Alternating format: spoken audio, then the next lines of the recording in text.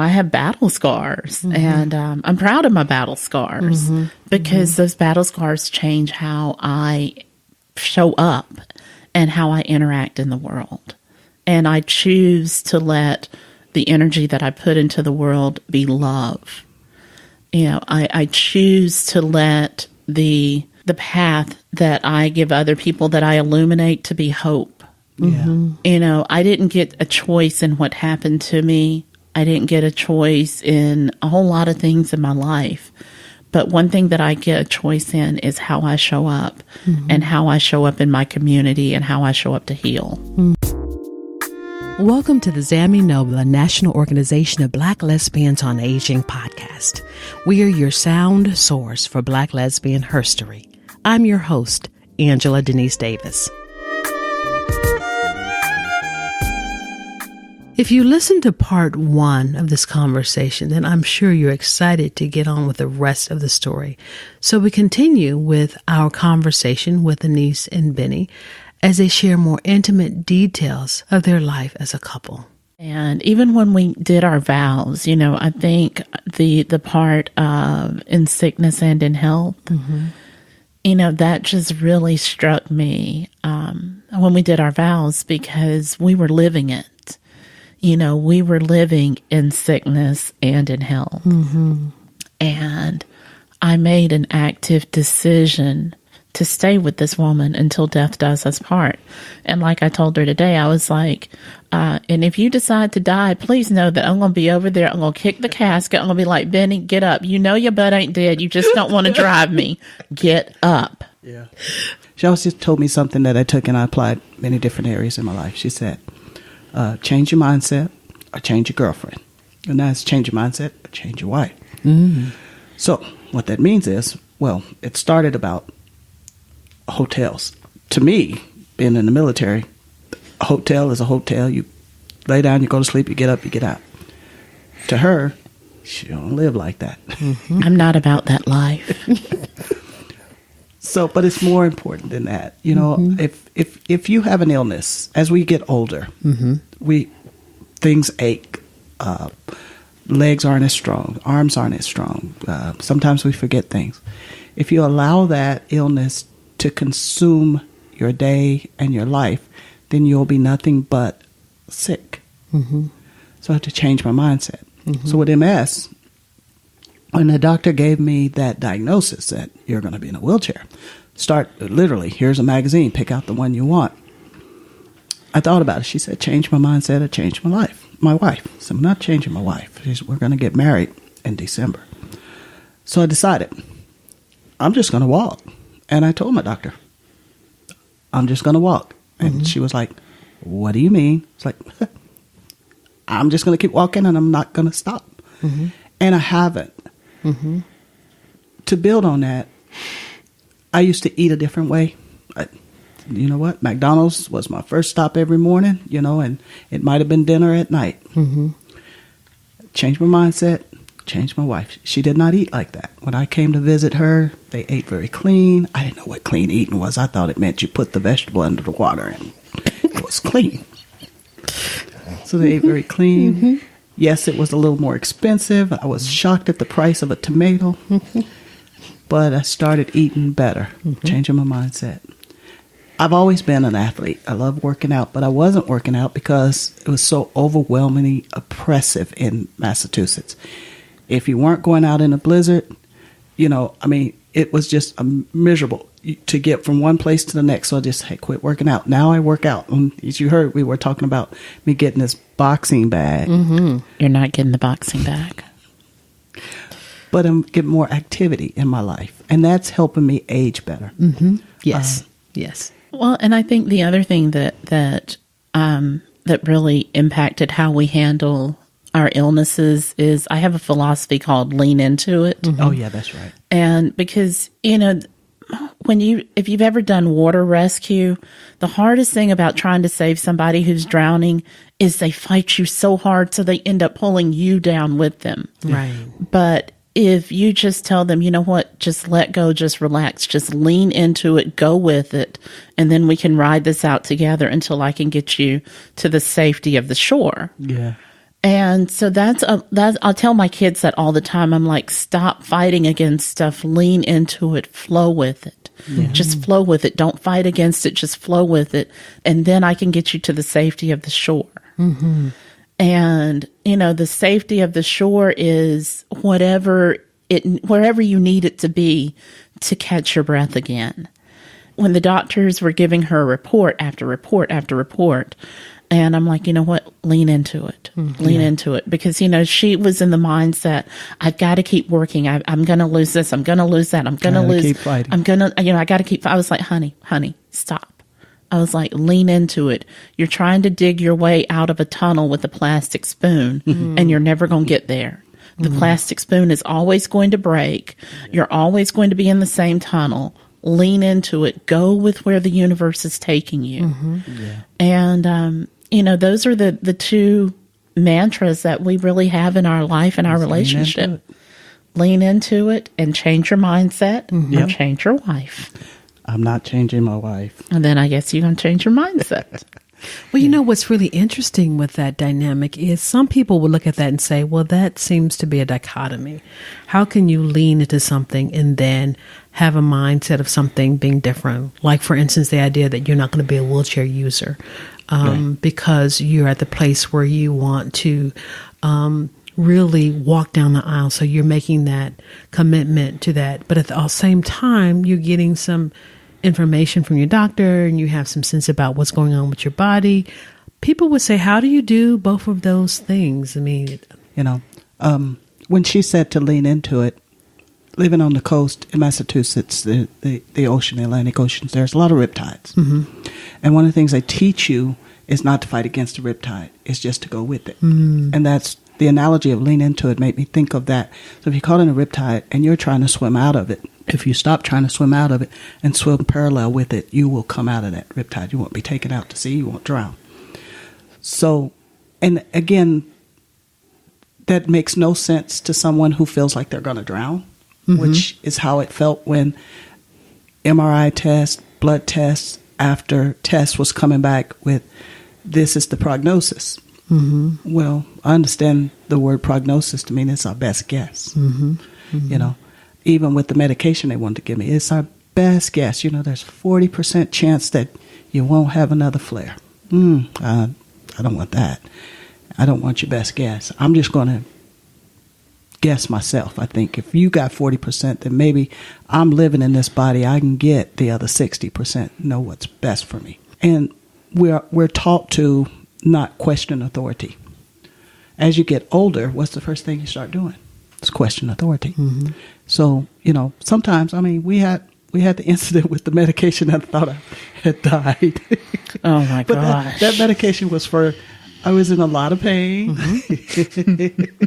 Is there a story that's coming out of this? So, Angela, let me tell you the story about the night that my wife thought that she was going to die. I thought I was dead. She thought she was dead. I died. So she has flown up to Massachusetts to spend the weekend with her two oldest children. Mm-hmm. And I'm at home. And, and so the next morning I have to get up and I have to go do some stuff with my students. Mm-hmm. And about 12:15 in the morning, I get a call. And I'm like, FaceTime request from Benae. And, I'm thinking, oh, my gosh, she done rolled over on the phone.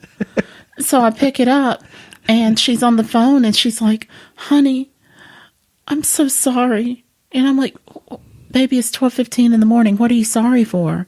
And she goes, I died. And I'm like, honey. Tell. Okay, so my students won't hear this, right? Anybody could hear this. So no, so the medicine. So the doctor has given her this medicine because she's like, I'm in so much pain. Mm-hmm. Her leg had gone limp on one side, and so she's having to literally drag this foot while she's walking. Mm-hmm. So the doctor gives her this medicine, and he tells her, oh, well, in 0.1% of the patients, they may experience hallucinations. And I'm like, let's don't take this medicine, honey. And she's team doctor at the moment. Mm-hmm. I'm team, this doctor is crazy. Mm-hmm. And so her and team doctor decide that she's not only is she going to take this medicine, but she's going to start this medicine when she's getting on a plane to go to Massachusetts. Okay. I was in pain. So she starts the medicine, gets on the plane, goes to Massachusetts. I get the call in the middle of the night, and she's like, I'm sorry I left you. I'm like, honey, you just went to Massachusetts for the weekend. What do you mean you left me? She's like, I died and I left you with nothing. I hadn't even finalized the will or anything, and you have nothing, and you have no way to take care of the kids anymore, and you're going to struggle. I'm so sorry. I didn't mean to die. Oh my God. And I'm like, and so at this point, I'm really, at first I was like, oh my God, and so then I realized, I'm like, did you take the medicine? And she's like, yes, I took the medicine. So now I'm mad. I'm like, see, that's why I told you don't take that medicine. So she's like, well, what do I do? I'm dead. What do you care about that now? I died. Oh my goodness. I just believe that there's no way I could be feeling like this, so I must be dead. So I text my children, and they didn't respond. Oh my God. So she's really assuming that she's dead. So I just FaceTimed Denise. Somebody's going to answer. Hey. So when did you realize you were still, as they say, yet alive? Well, it was about 7 a.m. when I finally started. I mean, because I hadn't slept. I literally would sit on the side of the bed because I felt if I lay back, I would stop breathing, and so I would sit up. So I literally sat on the side of the bed, waiting and looking. There was a digital clock waiting for this to go away. It wouldn't go. But by 7:30, my daughter came in the room. She's like, "You're still up?" I'm like, "You can see me?" She literally says that. So then her daughter calls me and she goes, what's wrong with my mom? What have y'all been doing? And I'm like, your mom took some new medicine for MS that I told her not to take. It causes hallucinations. She probably does not need to be driving while she's there. And she's like, oh, okay.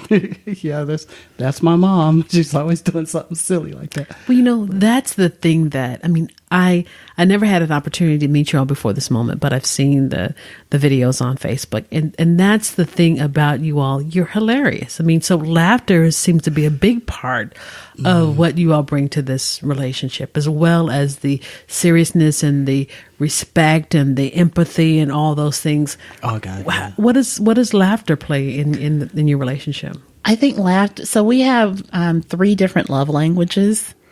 My love language is music and laughter.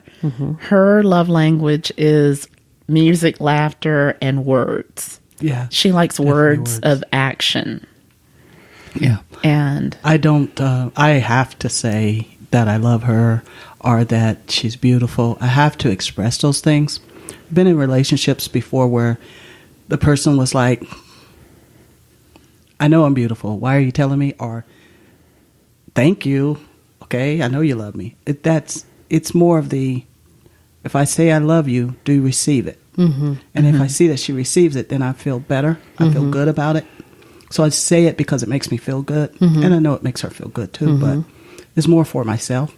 So words are very strong, powerful for me. And I think I think I get that from my father because my fondest memories of him was him talking to me, and I'm not going to say my nickname, but he would call me by my nickname, and he would put his hands on my shoulders, and he would talk to me and tell me why I did that wrong or what I did wrong. He never spanked me, never put his hands on me, or he'd hug me and say, you've done a good job. So I think that's what I carry as a parent and as a partner to my wife, because I received that from my father.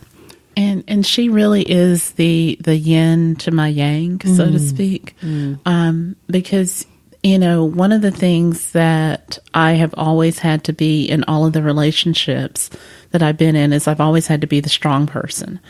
I've always had to be the one that my partner could depend on, that, my children could depend on. Because before I met Benae, I had been married for 15 years to a man, and I was a police wife.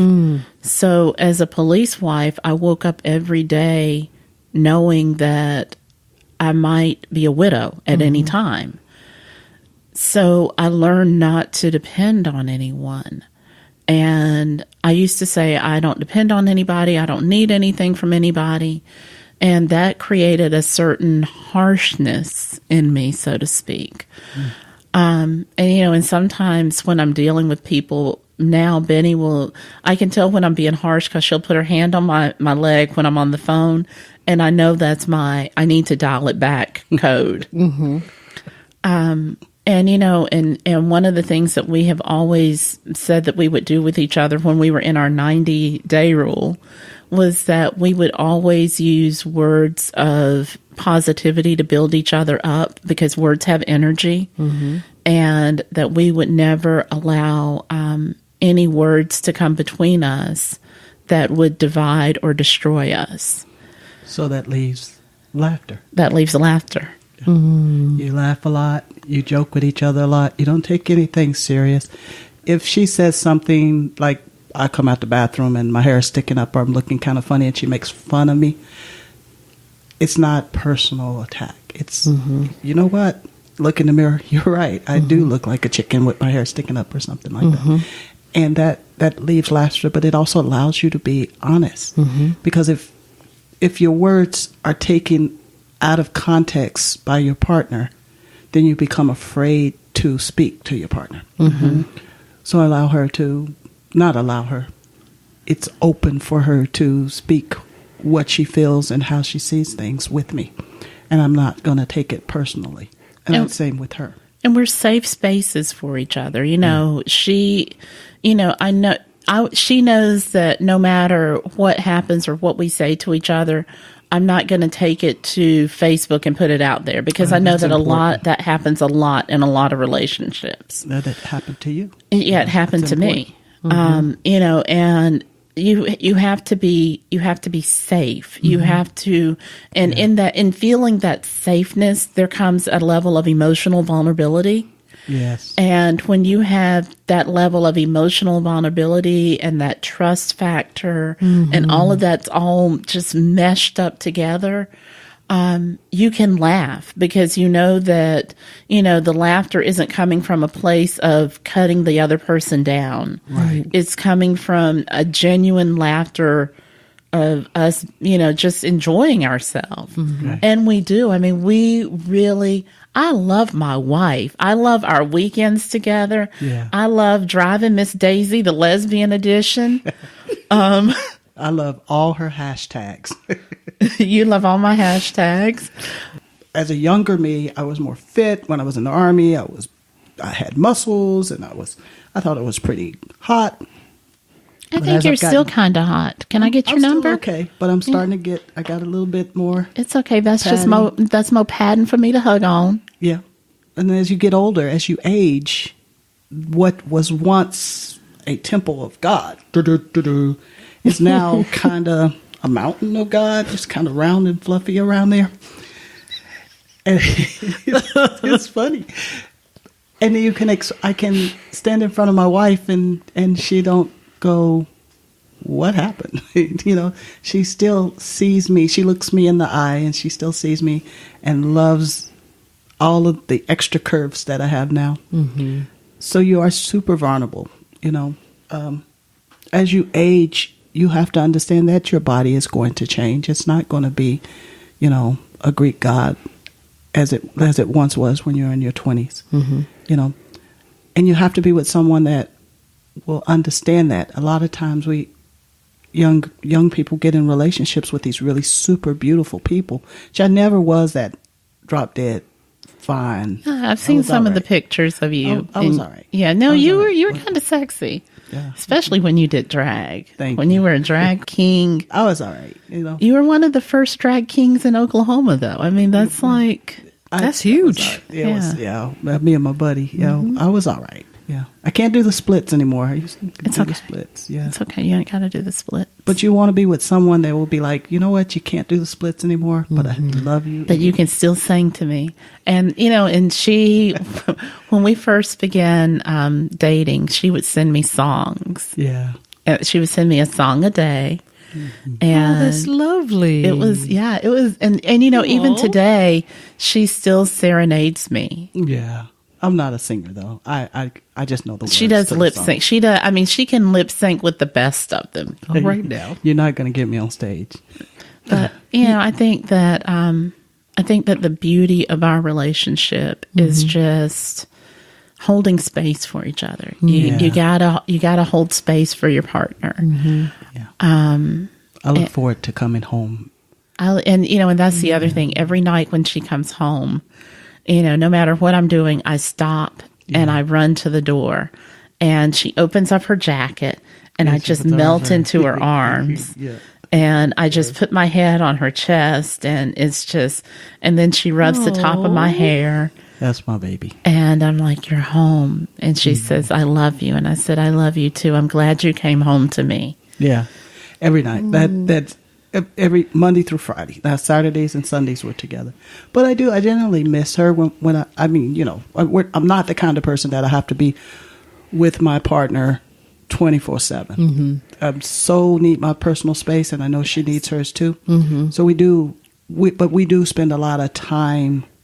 I mean, Annise is from here to the other side of Georgia in any given day, and I work long shifts at the hospital. So when we finally do come back together, wake up in the morning, 6 a.m, and we're off. When we finally come back together at night, I generally have missed her presence, and I know that she's going to be there to hug me and rub all the stress out my body away, and that is that's our time. And and I can always tell the nights that she's lost a patient because she hugs me differently. And I can even tell how old the patients were by how closely she squeezes me. The nights when she loses the children, those are the nights that it's just, we stand in the foyer, and the only thing that you can hear between us is our breath. And those are the nights that my mom will come in there, and because my mom lives with us, and my mom will say, she'll say, "It's okay, Benae, you did all that you could." Yeah, she does. It's so fun. She'll walk by with her broom and her towel. And her towel, She's been sweeping all day. And to say, "Benae, you did all you could do. Can't do no more." So you have a mother and mother-in-law on the mix? And do you still have kids at home? And Nels is still home. We still have one child at home. Our last child is 14. Okay. And he'll be 15 in 11 more days. Yes. How is it having your mom there with the two of you? It's amazing. It has been interesting. When I first came out, my mom cut off all contact with me. So I had no relationship with my mom from the time I was 18 years old until I was about 26, 27 when I married my husband. And then after I married my husband, and my mom thought that she had prayed the gay away successfully. And then, I had my first child. She's like, "Thank God, I knew that lesbian thing was just a stage." And so then she came back in my life, and my dad and I had always been very close. And then my dad developed dementia, and my parents had a farm down in Coweta County. And it was too much, with my dad coming down with dementia. My mom has glaucoma, so she was losing her eyesight. So my dad had no mind to drive. My mom couldn't see to drive, and they're on this farm 20 miles in the middle of nowhere. Wow. And so I was like, and I'm thinking to myself, okay, I really don't have a choice. I have to move my mom up here with me. And Benae and I, we were dating, but we weren't even talking about marriage. And when my parents would come visit, I would go into these squirrel moments of, I can't talk to you. We can't, you can't come down. I was just, because it created so much anxiety in me. And so then when I finally explained to Benae, the relationship that I had between me and my mom, and the relationship between me and everything that I was going through, she said, "When I decided to date you, I decided to date all of you. That meant your mom, your dad, your dogs, your children." She's like, "Even your baby daddy." And, and honestly, I attribute the positive relationship that I now have with my ex-husband to Benae. Wow. Because she has been the buffer between us, because he and I, he was a high-ranking police official. And he had this way of wanting to talk to me like I was one of the wanted subjects in prison. And so when we would try to communicate about the kids, it was just like this huge yelling match. And we would end up tossing the kids in between us as our communicators. Mm-hmm. And so Benae saw this happening one day, and she took the phone from him. She said, okay, you don't get to yell at her anymore. She's not your wife. Until you can learn how to speak to her properly, you don't call her. Mm-hmm. And, and so she told me, she said, if he starts yelling at you, you hang up on him. You don't engage. Mm-hmm. Mm-hmm. And I was like, you know what? Yes, I do have the power. And, from that moment on, he and I had a really good relationship. Mm-hmm. And then my mom, because my mom had always been and Mama is still very into the church. Mm-hmm. Mm-hmm. But, she would always tell me that I was going to bust hell wide open. And I used to always say, well, if I'm busting hell wide open and if that's where all the gay people are going, it's going to be one incredible party because it will be well catered. I will be well dressed and my face will be beat. So. You have a point there. I used to say something similar. Yeah, but it was very scary for me. And when Benae came down the first time that my mom and dad had moved in, I was like, Mama, Benny's coming down for a visit. Mm-hmm. And she says to me, she's like, oh, well, which motel is she staying at?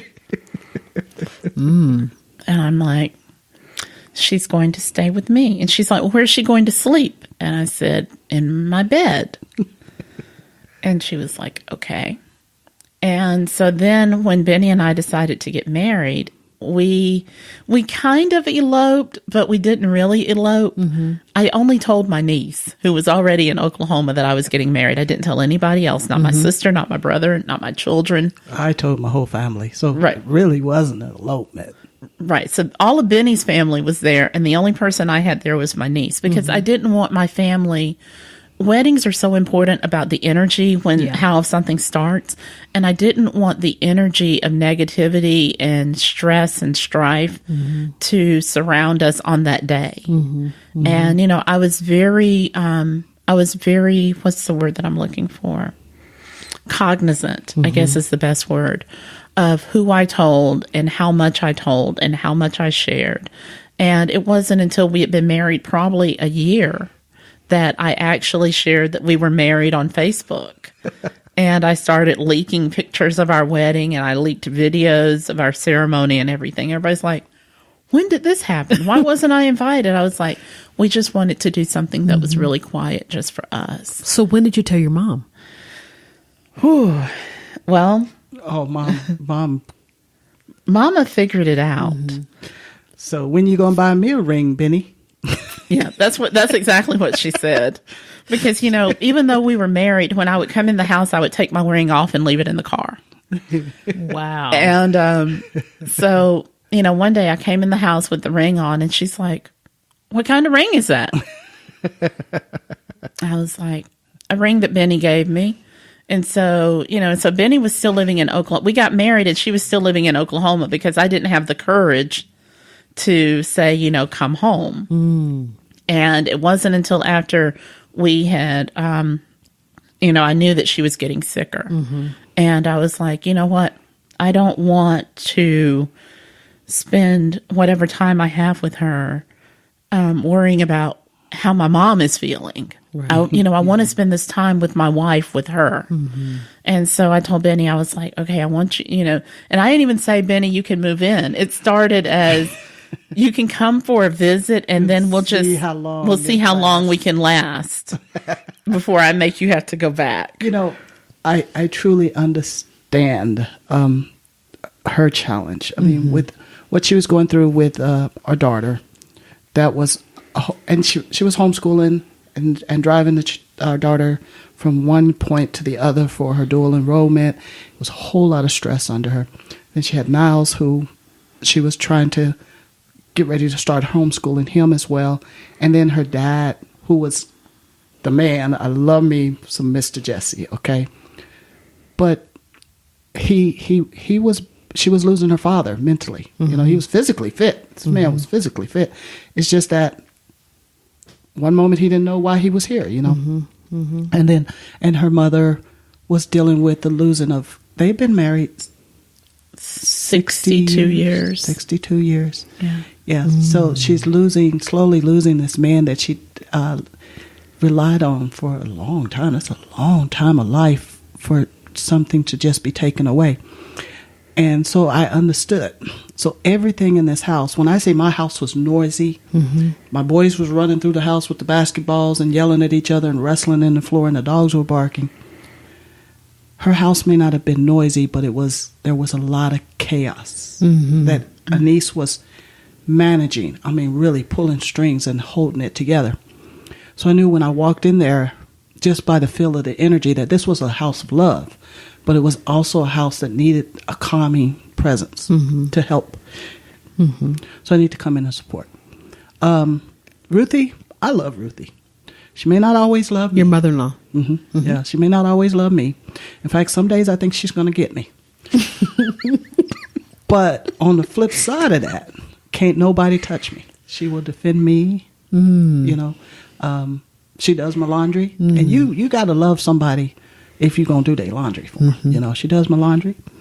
She takes care of me when Annise is on trips. If I'm sick, she's the first one at the door with the chicken noodle soup with the chicken in it. She makes sure, because she knows Annise don't want me to have no meat.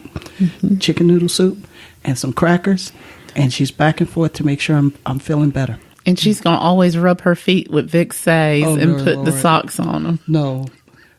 My mother-in-law has the softest hands in the world. And it creeps. She'll touch my feet, but you can't help it. Be like, Mama, don't. Oh my God. and she'll slide them socks on and say, "You'll be better in the morning," and be off she goes. Oh my goodness. And I tell Annise, I said, Annise, your mom's hands are too soft. She cannot touch my feet anymore. And Annise was like, Mama, Benny's sick again. Well, you know, it's funny just the different ways that we show love, even when things can be difficult. Yeah, not your ideal. What You want as a parent. It is still possible for love to be present in difficult spaces. Yeah. Yes. Yeah. And there is a lot of love there. I tell Annise every day, her mom's way of showing love, we talk about our love language, but her mom has a specific love language too. And you just have to listen and hear it, because her mother does love her deeply. You know, when we lost Jesse, her dad, that was a strong woman. I've never seen a woman that strong in my life. It seemed to some of us, to a lot of us, that she was being difficult. But I realized 60 years this man had been in her life.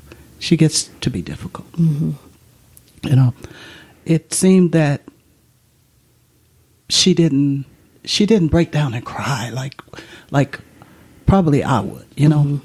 But she gets to choose how she grieves, you know. And it takes a lot of strength to grieve the way you want to grieve instead of grieving the way everybody expects you to grieve. So and physically strong. I've seen her pick up our fire pit. Mom, I'm going to go get that fire pit, leave it alone. Okay, I'll go get it. And then I'll turn around and she's carrying it and swinging it like it's a belt, you know, just, I'm talking a 50-pound fire pit. She's just walking and carrying it. So this woman is not only mentally strong, but she's physically strong, and I respect her for that. You know, even though she's going to get me one of these days, I know, but I think she does care for me. Yes. Because I care for her daughter. Yes. And we've grown in our relationship because she sees that I'm not here to take advantage of Annise. I'm not here to mistreat Annise. I'm not, particularly the grandkids. I will do for those grandkids just as much as I will do for my children. So I treat them all equally. You know, if there's some money spent, everybody's going to get, you know. So, and I think she sees that. But I let her stay in her lane of, I'm not accepting of your relationship, because in my generation that wasn't accepted. So you can stay that. You can keep that. You get the right to say that. As long as Annise still loves me, I'm okay. It seems like you all have built a beautiful house of love. Yeah. Yes. No fighting. We don't have time for fighting. No, because, I never know. And even with my own illness, I've lived 24 years with CIDP, and that is 18 years longer than the doctors ever thought that I would. What is that for people who don't know what that is? For people who don't know, CIDP is chronic inflammatory demyelinating polyneuropathy. So essentially, all of the nerves in my body are like a frayed electrical cord. All of the plastic sheeting, so to speak, from the electrical cord is stripping off, and now I have no feeling in my feet, and so things like that. Mm-hmm. And I've survived cancer twice. So I always tell people, I said, when you've gone to hell and back, you have a different outlook on the rest of the world, and I always tell my children, I said, you can't fight with the devil and come out with no battle scars. Yeah. So, I have battle scars, and I'm proud of my battle scars because those battle scars change how I show up and how I interact in the world. And I choose to let the energy that I put into the world be love. I choose to let the path that I give other people, that I illuminate, to be hope. Yeah. I didn't get a choice in what happened to me. I didn't get a choice in a whole lot of things in my life. But one thing that I get a choice in is how I show up and how I show up in my community and how I show up to heal. Yeah. Yeah. One of the final questions I typically ask our guests is there anything we left out? Is there anything you want to say to the stratosphere about the beauty and the challenges and opportunities of being a Black lesbian over 40, or anything that you think would be helpful for someone who is making their way through this world? I'll start with that one because I came out in the gay 90s, and, people think that, the gay 90s were such a great time to come out because, being gay was more accepted, and it was, but it wasn't. I think my parting thoughts for someone who is coming out and navigating, or who is coming into your own space, is to find your tribe. Find your tribe. Marianne and Dr. Edith Biggers and, all of those women who surrounded me back in the day, they were my tribe. And, even the older Atlanta gay community, Rick Westbrook and Glenna Shepherd and Patricia Cochalone, they were my tribe. They always made sure that I had what I needed and that I was safe, and, and everything that I've done along the way, they've always been kind of interwoven into, even into the work that I'm doing now with my own nonprofit. They have all supported me in different ways. So find your tribe. I guess what I'd put out there is we have to stop looking at this as being different. We are not different. Our relationships, my message is our relationships are as strong as we want them to be, and they are as equal to any other relationships out there in the world that's accepted. My relationship with Dr. Mabry is no different than if I was a male and she was a female. It's the same love. It's the same commitment. We have the same responsibilities.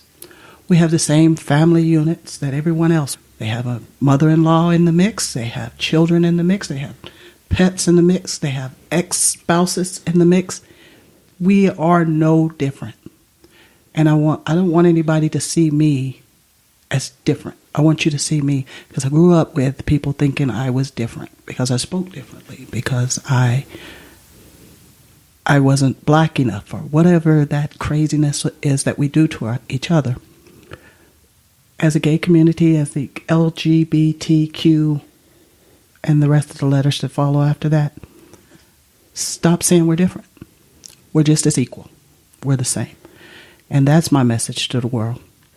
Annise and Benae, thank you for being part of our Black Lesbian Her Story. This was a great 2-part interview. I hope you enjoyed it as much as I did. And as always, I'm so grateful for our guests who come and who are open and candid and vulnerable and tell their story. Thank you, Annise and Benae, for a great conversation. If you have a guest idea or topic you would like to discuss, feel free to send that information to us at podcast@ZammyNobla.org. We always enjoy hearing from you. Thanks for listening. And as always, have a sweet one.